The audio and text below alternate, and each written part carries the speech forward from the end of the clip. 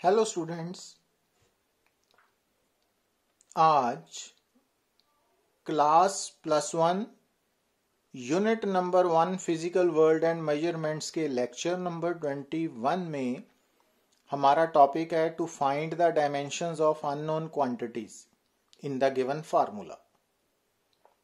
तो जैसा कि हमने प्रीवियस लेक्चर्स में देखा कि जो डायमेंशनल एनालिसिस की यूजेस हैं उसमें सबसे पहले हमने डिस्कस कर चुके हैं to check the correctness of given formula, second one to derive the formula, third one to convert one system of units into another, और आज फोर्थ एप्लीकेशन और यूजेस ऑफ डायमेंशनल एनालिसिस करने जा रहे हैं to find the dimensions of unknown quantities in the given formula. अब यहां पर आपको एक बात माइंड में रखनी पड़ेगी कि जो एडिशन एंड सब्ट्रैक्शन है ना वो सिर्फ लाइक क्वांटिटीज में होती है। मतलब ये बात मैं आपको पहले भी बता चुका हूं कि वेलोसिटी को हम वेलोसिटी के साथ जब ऐड करेंगे तो आंसर वेलोसिटी आएगा। जब आप पावर को पावर के साथ ऐड करोगे तो आंसर पावर आएगा। तो आप पावर को वेलोसिटी के साथ, वेलोसिटी को फोर्स के साथ, फोर्स को डिस्प्लेसमेंट के साथ ऐड नहीं कर सकते, और ना ही सब्ट्रैक्ट। जब आप पावर से पावर सब्ट्रैक्ट करोगे तो आंसर भी पावर आएगा। जब आप फोर्स से फोर्स सब्ट्रैक्ट करोगे तो आंसर भी फोर्स आएगा। जब आप वेलोसिटी से वेलोसिटी सब्ट्रैक्ट करोगे तो आंसर भी वेलोसिटी आएगा। तो only like quantities can be added और सब्ट्रैक्टेड। तो ये इस टॉपिक का मेन प्रिंसिपल है जिसके बिहाफ पे हम न्यूमेरिकल्स सॉल्व करते हैं कि only like quantities can be added और सब्ट्रैक्टेड। तो जैसा कि मैं पहले से बोल रहा हूं कि जब आप ये लेक्चर्स सुनते हो तो आपके पास कॉपी और पेन जरूर होना चाहिए। तो आप उसको नोटबुक पे नोट करें, तभी आप बात को क्लियरली समझ सकोगे। तो अब जैसा कि हम फर्स्ट न्यूमेरिकल की बात करते हैं तो आपको स्क्रीन पे नजर आ रहा है what are the dimensions of a and b in the relation x is equal to at square plus bt cube, where x distance है, t टाइम है, but a and b unknown है और उनके डायमेंशंस निकालनी है हमने, है ना। अब यहां आप ध्यान से देखिए कि राइट हैंड साइड पे ना दो टर्म्स है। एक फर्स्ट टर्म है जो मैंने रेड लाइन से अंडरलाइन किया, ए टी स्क्वेयर, ये एक सिंगल टर्म है।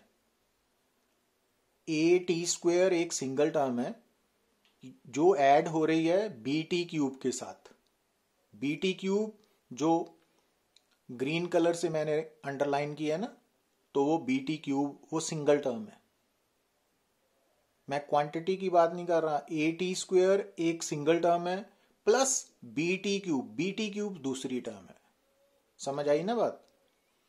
अब जो रेड वाली टर्म है प्लस ग्रीन वाली टर्म है, जब दोनों को ऐड किया तो आंसर क्या आ रहा है, एक्स। एक्स क्या है, डिस्टेंस। अब अगर दो टर्म्स को ऐड करके आंसर डिस्टेंस आ रहा है ना, तो इट मीन्स जो पहली टर्म है वो भी डिस्टेंस है और जो दूसरी टर्म है वो भी डिस्टेंस है। Only like quantities can be added और सब्ट्रैक्टेड। तो इसका मतलब जो ए टी स्क्वेयर है ना वो डिस्टेंस है। अगर ए टी स्क्वेयर डिस्टेंस है तो इट मीन्स ए क्या हो गया, डिस्टेंस ओवर टी स्क्वेयर, ठीक है ना। अब टी डिस्टेंस एल है, डायमेंशनल फार्मूला, और टी स्क्वेयर में टी टाइम है तो टी स्क्वेयर बन गया ना, ये बन गया, तो ये आ गया। तो इट मीन्स ए जो है वो एल टी माइनस 2 हो गया। Got it.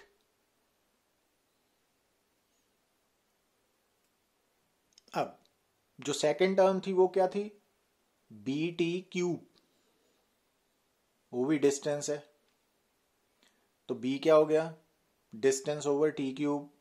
अब डिस्टेंस क्या है, एल, और टी क्यूब हो गया ना, तो एल टी माइनस 3, तो बी का आंसर एल टी माइनस 3 हो गया। तो अननोन क्वांटिटी के डायमेंशनल फार्मूलाज फाइंड आउट हो गए हमारे। समझ आई बात? अब नेक्स्ट न्यूमेरिकल देखिए। अब यहां पे आप देखो कि हमने अगेन ABC 3 अननोन क्वांटिटीज के डायमेंशनल फार्मूलाज लिखने हैं। यहाँ पे V क्या है, वेलोसिटी है, T क्या है, टाइम है ना। ABC and D 4 unknown quantities हैं यहाँ पे, नजर आ रही है ना स्टेटमेंट। अब आप ध्यान से देखिए कि मैंने क्या किया, एक रेड सर्कल से दूसरी, ग्रीन सर्कल से तीसरी, ब्लैक सर्कल से तीसरी टर्म को, तो यहां पे 3 टर्म्स है राइट हैंड साइड पे ना, 3 टर्म्स है। A फर्स्ट टर्म है, सेकंड टर्म क्या है BT, और थर्ड टर्म क्या है C/D+T। अब ये तीनों टर्म्स का आंसर क्या आ रहा है, वेलोसिटी। तो इट मींस फर्स्ट टर्म भी वेलोसिटी है, सेकंड भी वेलोसिटी है, और थर्ड भी वेलोसिटी है। तो फर्स्ट टर्म वेलोसिटी, अब फर्स्ट टर्म अकेली A है तो A is equal to LT-1। तो LT-1 लिखने के लिए आपको वेलोसिटी का डायमेंशनल फार्मूला याद होना चाहिए ना। तो जैसा कि मैंने पहले लेक्चर्स में बताया कि आपको डिफरेंट फिजिकल क्वांटिटीज के डायमेंशनल फार्मूलाज याद करने पड़ेंगे। अब सेकंड टर्म कौन सी है, BT। तो VT क्या है, वेलोसिटी। तो B क्या हो गया, वेलोसिटी बाय T। अब वेलोसिटी है LT-1 और T है T, तो LT-2। क्लियर। अब थर्ड टर्म क्या थी, थर्ड टर्म थी C/D+T, ठीक है ना। तो इट मींस ये थी third term. It means C/D+T क्या है, वेलोसिटी है, ठीक है ना। अब अगर C/D+T वेलोसिटी है, अब इसमें ध्यान से देखिए कि जो डिनोमिनेटर है वो भी 2 टर्म्स का सम है, नजर आ रहा है ना डिनोमिनेटर। अब डिनोमिनेटर में एक टर्म है D unknown plus T time है। तो आपको याद आना चाहिए कि T टाइम के साथ कौन ऐड हो सकता है, सिर्फ टाइम। तो इट मींस D क्या होगी, टाइम। क्लियर, समझ आई बात? अच्छा, अब हम वापस, अब अगर C के नीचे क्या है, यहां पे देखिए आप, C के नीचे है D+T। अब अगर T टाइम है तो D भी टाइम है, तो ये आंसर आ गया। अब जब टाइम प्लस टाइम, डिनोमिनेटर में टाइम प्लस टाइम होगा तो उसका आंसर टाइम होगा। तो इट मींस C के नीचे टाइम लिख दिया हमने ना, और वो वेलोसिटी के इक्वल है, तो C क्या हो गया, velocity into time, cross multiply कर दिया। अब वेलोसिटी LT-1 है, टाइम T है, तो C L के बराबर आ गया। तो हर क्वांटिटी का डायमेंशनल फार्मूला निकल गया। अब equation number, sorry numerical number 3 में देखिए आप, फार्मूला नजर आ रहा है ना, U is equal to alpha √y by y plus beta. हमने डायमेंशन किसकी निकालनी है, अल्फा इंटू बीटा की।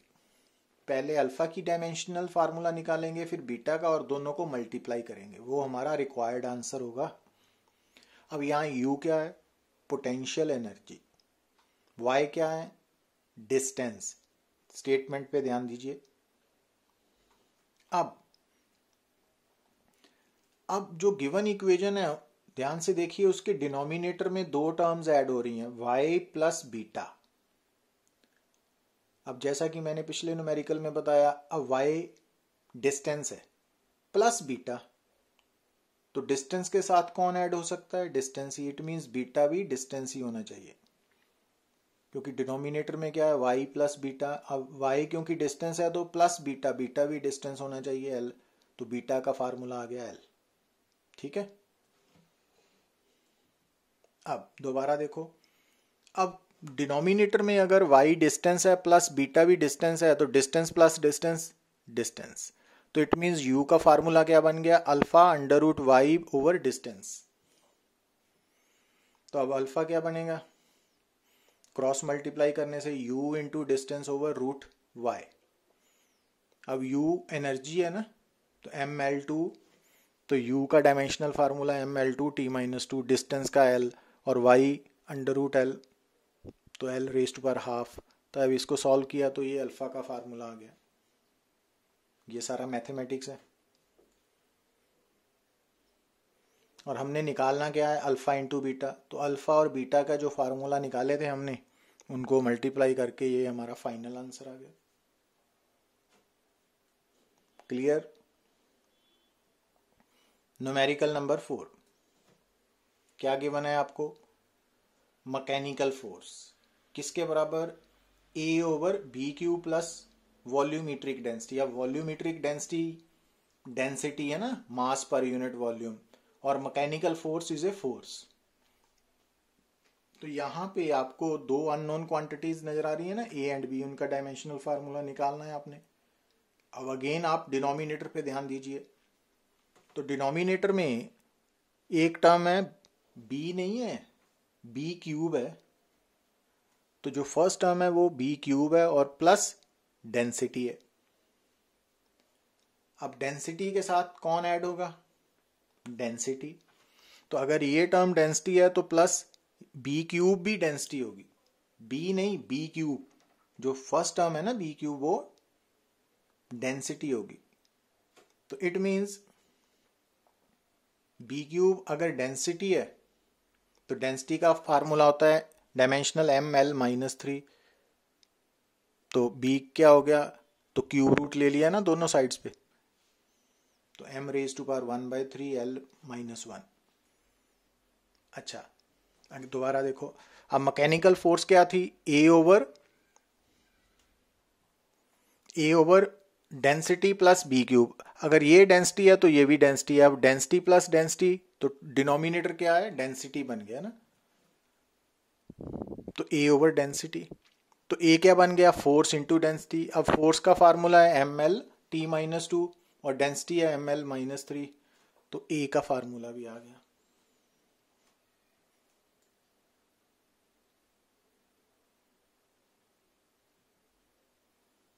Numerical number 5। अब यहां पे आप क्या देख रहे हो, what are the dimensions of a and b in the relation p is equal to b minus x square over 80 where p is power. अब ध्यान रखना, p प्रेशर, पावर भी हो सकता है, प्रेशर भी। अब यहाँ पे p पावर है, x डिस्टेंस है और t टाइम है ना। अब यहाँ पे देखिए आप, जो न्यूमरेटर है ना उसमें पहली टर्म है b माइनस एक्स स्क्वायर। अकेला x तो डिस्टेंस है, तो एक्स स्क्वायर क्या हो गया, डिस्टेंस स्क्वायर। तो आप न्यूमरेटर में देखिए,